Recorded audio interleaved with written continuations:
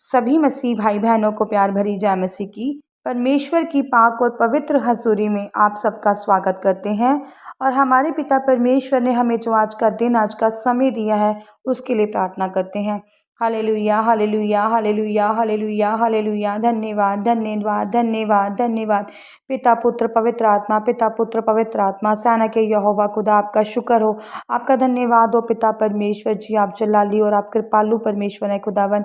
आपने सारी रात हमें संभाला पिता परमेश्वर, सुबह मीठी नींद से हमें जगाया खुदावंद और मीठा दिन दिया। आपका शुक्रिया अदा करते हैं पिता परमेश्वर।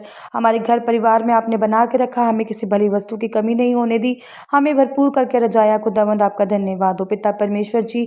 अब समय आपके आत्मिक वचन का है खुदावंद, हमारे आत्मा की खुराक का है पिता परमेश्वर जी, जिसे हम अपनी जुबान के जरिए लेते हैं पिता परमेश्वर, जो अपनी आत्मा में बसाते हैं पिता परमेश्वर जी, जो आपके वचन है पिता परमेश्वर जी। क्योंकि आपने कहा, आपके कलाम में लिखा है खुदावंद, धरती आकाश टल जाएंगी पर मेरे वचन कभी भी न टलेंगे पिता परमेश्वर जी।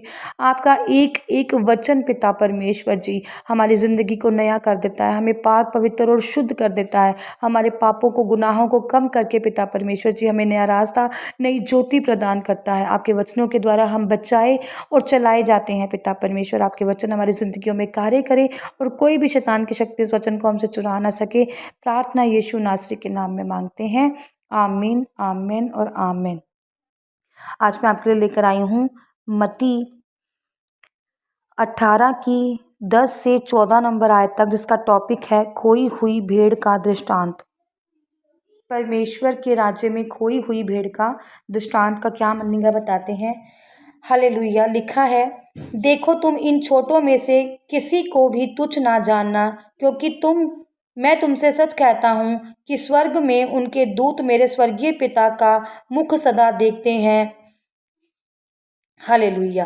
वो कह रहे हैं, परमेश्वर बता रहे हैं यहाँ पर वचन में, कहता है कि देखो मैं तुमसे सच कहता हूँ कि जो छोटे हैं, जो परमेश्वर के राज्य में जिनको तुम छोटे समझ रहे हो, या छोटे या बड़ो, तुम किसी को भी क्या करना, तुच्छ नहीं जानता। क्योंकि जो स्वर्ग में हमारा स्वर्गीय पिता है, जो उसके पास दूत हैं, वो अपने बच्चों पर उनकी क्या रहती हैं, निगाहें रहती हैं, वो उन्हें हमेशा देखते रहते हैं। परमेश्वर ने ऐसे ही नहीं कहा कि मैं तुम्हें कभी अनाथ नहीं छोड़ूंगा। पिता परमेश्वर ने कहा, मेरे पास आओ, मैं तुम्हें आराम दूंगा।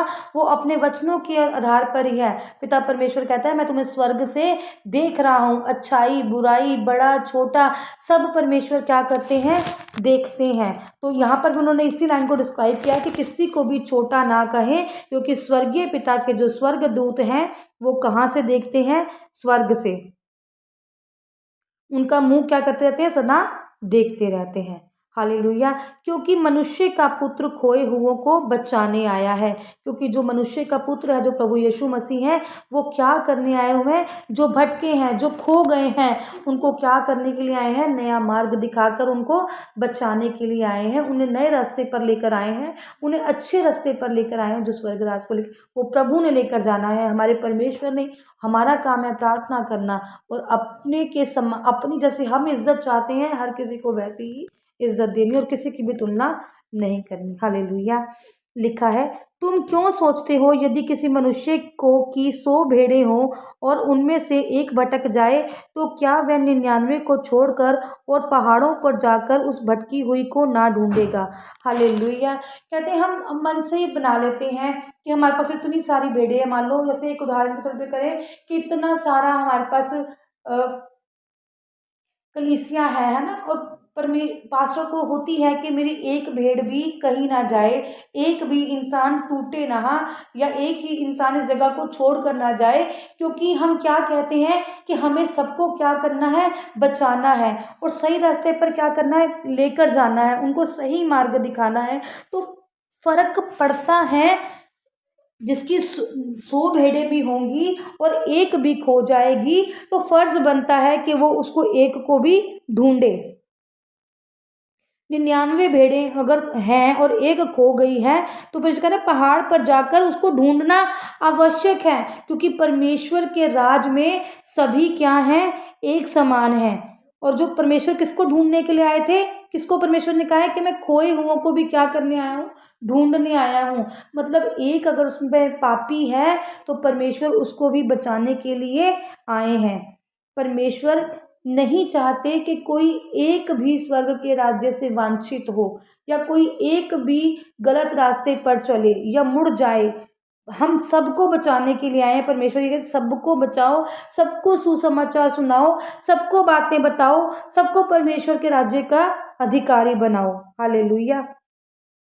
और यदि ऐसा हो कि उसे पाए तो मैं तुमसे सच कहता हूँ कि वह उन 99 भेड़ों के लिए जो भटकी नहीं थी इतना आनंद नहीं करेगा जितना एक भेड़ के लिए करेगा। हालेलुया। यहाँ पर परमेश्वर खुद की, क्योंकि परमेश्वर को बड़ी शांति मिलती है, क्योंकि हमारे जो परमेश्वर थे वो कोई गरीब हो चाहे अमीर हो चाहे अन्य जाति का हो, परमेश्वर हर किसी को शिफा प्रदान करते थे, हर किसी के दुख को दूर करते थे, हर किसी के दुख को अपना दुख मानते थे। तो परमेश्वर को कई कई लोग होते हैं उनको फर्क नहीं पड़ता है ना, जैसे हम लोग कह देते हैं जाओ हमें फर्क नहीं पड़ता, नहीं बुलाता तो नहीं फर्क पड़ता। पर सच्चाई क्या है कि फर्क पड़ना चाहिए।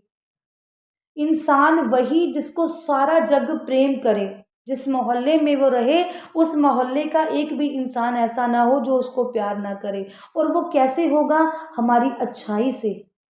आसान नहीं है, मुझे पता है कोई नहीं करता है ऐसा, पर दिखना चाहिए। आज नहीं कल नहीं, आने वाले कल में ज़रूर ऐसा होगा कि आप कहलाए जाओगे कि मैं इससे नफरत करता था पर ये इतना परमेश्वर में बनी हुई थी, ये इतना परमेश्वर को जानती थी, इसने मेरे लिए, मैं बुरा करता गया पर इसने मेरे साथ अच्छाई की। तो वो जो बुरा किया हुआ है एक दिन ज़रूर बदल जाता है। हालेलुया। ऐसे ही परमेश्वर को क्या होती थी?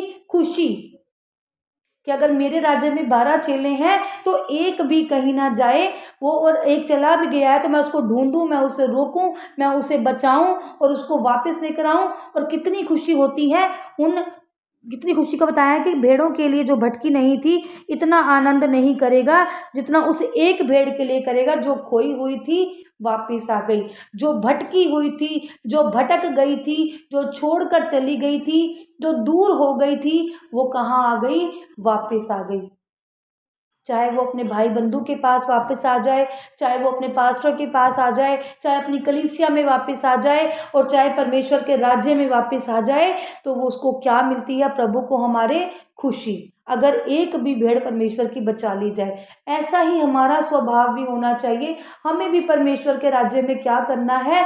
खोई हुई भेड़ों को बचाना है, अपने लिए भी और हमारे परमेश्वर के लिए भी, हमारे प्रभु के लिए भी, कि जो ऐसा चाहते हैं। और देखना हमारे प्रभु कितना आनंदित होंगे उस समय जब हम परमेश्वर के कहे हुए पे चलेंगे। परमेश्वर हमसे कुछ नहीं मांगते, ना पैसे ना धन दौलत, वो तो स्वर्ग में है। हम उन्हें क्या दे सकते हैं? हम सिर्फ अपनी अच्छाई उनको दे सकते हैं जिसे देखकर परमेश्वर हमसे क्या हो? खुश हो। जैसे कि लिखा है कि भेड़ें बचाई जाएं, अगर हमने परमेश्वर के राज्य की एक भी भेड़ बचा ली तो हमारा स्वर्ग राज्य में रास्ता हमारा आसान है, हमारी जगह वहाँ पर, मैं तुमसे सच कहती हूँ कि हमारी जगह वहाँ पर सोचो कि बनी हुई है। अगर हमने किसी एक भी भटके हुए इंसान को, एक भी नशा करते हुए इंसान को, एक भी व्यभिचार करते हुए इंसान को, एक भी चोरी करते हुए इंसान को अगर हमने परमेश्वर के राज्य में मोड़कर वापस लेकर आए, इसलिए प्रार्थना करो। कोई नशे में है, कोई बीमार है, उसके लिए प्रार्थना करो। दूसरों के लिए प्रार्थना तो करके देखो, सच में बहुत शांति मिलती है। हालेलुया। लिखा है, पैसा ऐसा ही तुम्हारे पिता की जो स्वर्ग में है यह इच्छा नहीं कि इन छोटों में से एक भी नष्ट हो। हालेलुया। बिल्कुल, क्योंकि हमारे पिता नहीं चाहते कि जिसको हम छोटा समझ रहे हैं या हम सिर्फ छोटी सी ही भेड़ उसको जान रहे हैं कि हमें कोई फर्क नहीं पड़ता, ये चली भी जाए या ये छोटा सा ही बालक है चला भी जाए, क्योंकि जो स्वर्गदूत हैं वो छोटे से छोटे पर भी निगाह रखते हैं। और क्या लिखा है यहाँ पर कि जो हमारे पिता हैं जो स्वर्ग में हैं उनकी भी यही इच्छा है कि इन छोटों में से एक भी नष्ट ना हो। हालेलुया। मतलब जो भी परमेश्वर के राज्य में है, चाहे वो छोटा है चाहे वो बड़ा है, परमेश्वर के लिए उसका क्या है? एक स्थान है। और हमें भी उसे एक स्थान लेकर चलना है। हमें भी जैसे परमेश्वर हमारा अगुवा है, हमें भी ऐसे अच्छे अगुवा किसी के बनना है। हालेलुया। और परमेश्वर के स्वर्ग राज्य तक हमें जाना है और अपने प्रभु को प्रसन्न करना है। कभी भी कोई कार्य करो ना तो ये सोचकर मत करो कि मैं उस पर एहसान कर रहा हूँ। हमेशा ये सोचकर कार्य करो कि मैं अपने प्रभु को प्रसन्न करने की कोशिश कर रहा हूँ। क्योंकि हम इतने सफल तो है ही नहीं कि हम अपने प्रभु को कुछ दे सकें, पर हम अपने प्रभु के मार्गों पर चलकर, प्रेम रखकर, भेड़ों को भेड़े जानकर, छोटों को छोटे से तरह प्यार कर कर, बड़ों को बड़े की तरह सम्मान देकर हम परमेश्वर को शायद प्रसन्न कर सकते हैं। और जिसने परमेश्वर को प्रसन्न कर लिया, मैं कहती हूँ उससे ज़्यादा तो कोई खुशकिस्मत इंसान है ही नहीं। हालेलुया। मत परमेश्वर को दान दशवंत दो, मत दो अपना कुछ भी जो तुम नहीं दे पा रहे, जिसके लिए तुम तंग हो, परेशान हो।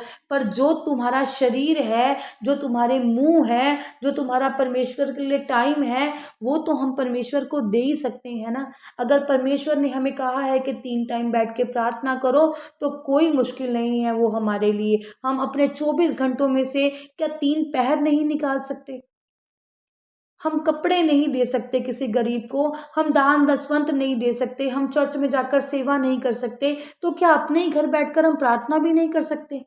किसी के लिए अच्छा भी नहीं सोच सकते, किसी को प्रेम भी नहीं कर सकते, किसी की मदद भी नहीं कर सकते? अगर हमारा शरीर हमें अगवा कर रहा है कि मदद कर दो, क्या हम वो भी नहीं कर सकते? अगर हम पैसे की मदद किसी की नहीं कर सकते, तो क्या किसी की हेल्प करके भी नहीं कर सकते?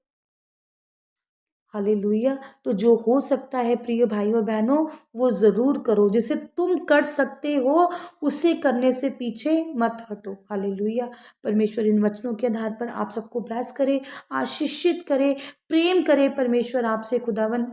जितने भी जन आज आपकी हज़ूरी में बैठे हैं, पिता परमेश्वर जी, इस वचन को लेकर मेरे खुदा इन पर अपनी कृपा करो पिता परमेश्वर।